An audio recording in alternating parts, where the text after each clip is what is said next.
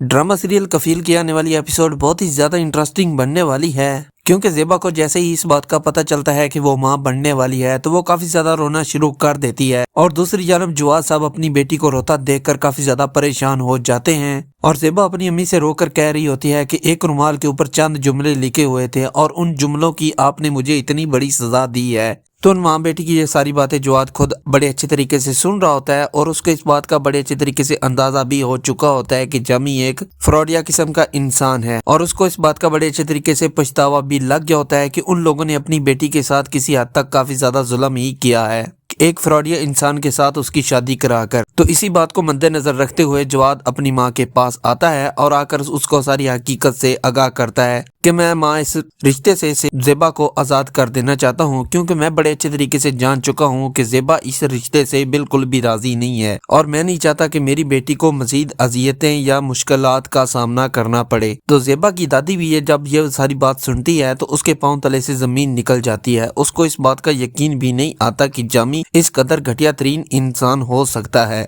अभी तक उन लोगों की ये सारी बातें चल ही रही होती हैं तो दूसरी जानब जामी जो कि अपना करतूतों का एक नया चिट्टा खोल देता है, वो आसमा से शादी करके उसको अपने घर ले आता है। जैसे ही जवाद अगले दिन अपनी बेटी को जामी के घर छोड़ने के लिए जाता है तो वहाँ पर उसको कुछ और ही सीन देखने को मिलने वाला है कि वहाँ पर एक आंगन में बैठे जामी और आसमा बातें कर रहे होते हैं। जब जवाद साहब ये वाला सीन देखता है तो वो काफी ज्यादा आग बगोला हो जाता है, क्योंकि वो कभी भी नहीं चाहता कि जामी उसकी बेटी के साथ बेवफाई करे और एक गैर जिम्मेदाराना तरीके से उसकी बेटी के साथ रवैया इख्तियार करे, क्योंकि अब जवाद साहब भी बड़े अच्छे तरीके से जान चुका होता है कि इस शादी से उसकी बेटी बिल्कुल भी मुतमईन नहीं है। तो वो फैसला कर लेता है कि वो वापस अपनी बेटी को तलाक दिलवाकर अपने घर में बिठा लेगा, लेकिन वो फौरी तौर पर फरहाना को कॉल लगाता है और फरहाना को सारी हकीकत अवेज करता है कि तुम्हारे भाई ने ये करतूत कर डाला है। जैसे ही फरहाना के कानों तक ये खबर पहुंचती है तो फरहाना बाहरले मुमालिक में बैठी होती है। वो उस वक्त काफी ज्यादा हैरान और परेशान रह जाती है कि उसका यास्मीन के साथ काफी ज्यादा गहरा ताल्लुक था और अब यास्मीन उसको क्या कहेगी